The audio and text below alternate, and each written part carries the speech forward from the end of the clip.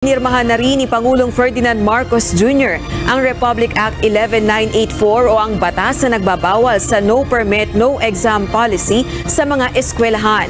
Sa ilalim nito, ang lahat ng public at private educational institutions ay inuutusan ni accommodate at payagan ng mga estudyante na makapag-take ng periodical at final exams kahit na hindi pa nakapagbabayad ng tuition at iba pang bayarin. Hindi na rin kinakailangan na kumuha pa ng permit.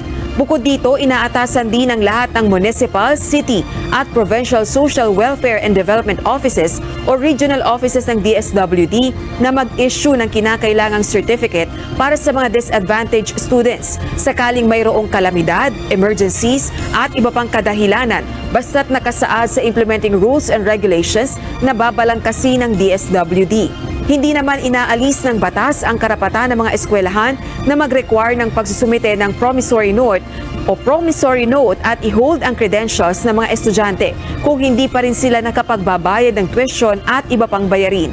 Ang mga lalabag sa batas na ito ay maaaring patawan ng administrative sanctions alinsunod sa pulisiya ng Department of Education at TESDA.